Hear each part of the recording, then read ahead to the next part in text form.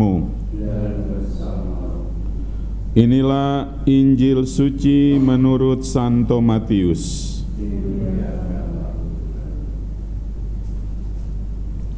Dalam khotbah di bukit berkatalah Yesus, "Janganlah kalian mengumpulkan harta di bumi, ngengat dan karat akan merusakkannya, dan pencuri akan membongkar serta mencurinya. Tetapi kumpulkanlah bagimu harta di surga. Di surga ngengat dan karat tidak merusakkannya, dan pencuri tidak membongkar serta mencurinya. Karena di mana hartamu berada, di situ pula hatimu berada. Mata adalah pelita tubuh. Jika matamu baik, teranglah seluruh tubuhmu. Jika matamu jahat, gelaplah seluruh tubuhmu. Jadi, jika terang yang ada padamu gelap, betapa gelapnya kegelapan itu." Demikianlah sabda Tuhan.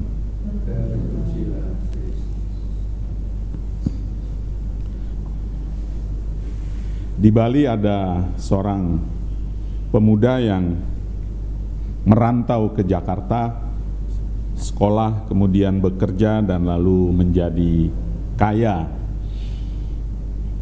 Beberapa kali pulang ke kampungnya, kebetulan rumahnya agak ke dalam, sehingga mobil yang ia bawa dari Jakarta, mobil bagus, mobil mewah, harus berhenti diparkir di tepi jalan yang dikelilingi oleh sawah-sawah, dan agak jalan jauh baru ketemu dengan kampungnya. Dan ketika sudah di sana, dia selalu gelisah, maka menyuruh keponakan-keponakannya setiap saat hanya mengatakan, "Tolong pergi ke jalan, lihat mobil di situ." Begitulah, apakah ada yang mungkin ngambil, dan seterusnya. Bolak-balik dia menyuruh ponakannya atau orang lain hanya untuk melihat mobil itu. Nginap beberapa hari, dan setiap hari dia sibuk saja nyuruh orang untuk nengok, dan kadang-kadang dia sendiri yang pergi. Sampai ibunya memperhatikan, kemudian mengatakan gini, "Nak, kampung kita nggak pernah berubah, kamu yang berubah." Begitulah. Dan anaknya sadar, oh iya, karena dia lama di Jakarta, di mana keamanan itu diragukan, sehingga mentalitas itu dia bawa ke kampungnya. Dia merasa tidak aman karena mobilnya takut dirusak, bahkan mungkin dicuri. Sementara ibunya senyum-senyum hanya dengan mengingatkan bahwa kampung kita nggak pernah berubah, kamu yang berubah. Sejak saat itu dia tidak gelisah lagi dan tidak pernah lagi menyuruh orang untuk melihat mobilnya, bahkan dia sendiri juga tidak melihat mobilnya. Itu yang pertama. Yang kedua, kalau kita nonton film-film kolosal seperti Lord of the Ring, Narnia, kemudian yang lain-lain lah pokoknya. Kalau lihat plotnya itu kan mirip cerita dari Perjanjian Lama tadi. Jadi saya menduga penulis skenario dan juga para sutradara itu ya diam-diam mereka juga pasti baca ini, baca kitab suci kita, kemudian mulai mengambil plot, mengambil cerita, mengolah dalam bentuk skenario, mengganti nama, mengganti tempat, mengganti waktu, kemudian jadilah kisah-kisah itu.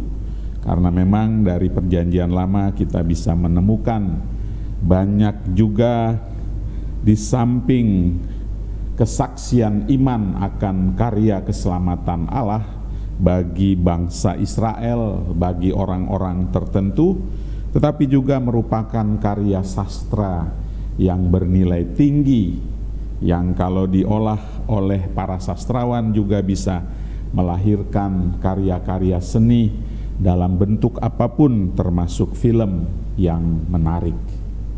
Semua lalu bisa mendapat nilai, bisa mendapat tawaran-tawaran tentang moralitas yang baik, yang diteladani maupun yang tidak boleh diteladani.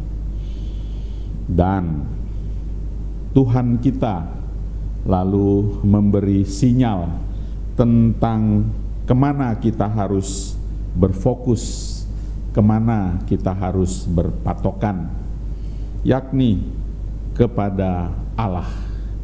Dan santo kita, Santo Aloysius Gonzaga, pada masa mudanya sudah memilih jalan yang benar, memilih Allah, memilih Tuhan Yesus, memilih untuk hidup sesuai dengan kehendaknya. Dia orang kaya, keturunan bangsawan, banyak hartanya, tapi nampaknya dia tidak mau hatinya dipusatkan pada hartanya, maka ditinggalkannya semua, bahkan diwariskannya, lalu memilih jalan yang nampaknya sepi, sunyi, sendiri, tidak hiruk pikuk, bahkan terlibat pada kesulitan penderitaan orang lain untuk menyelamatkan mereka, sebagaimana diteladankan oleh Tuhan kita Yesus Kristus yang juga menderita, bahkan wafat dalam penderitaan, namun kemudian bangkit dan menjadi juru selamat untuk kita. Pilihan untuk itu sedang kita jalani. Semoga kita mampu bertahan, meneladani semangat dari Santo Aloysius Gonzaga, sehingga mampu meneladan semangat dan teladan Tuhan kita Yesus untuk keselamatan kita dan juga untuk menjadi penyelamat bagi yang lain. Kemuliaan kepada Bapa dan Putera dan Roh Kudus, pada permulaan, sekarang, selalu, dan sepanjang segala abad. Amin.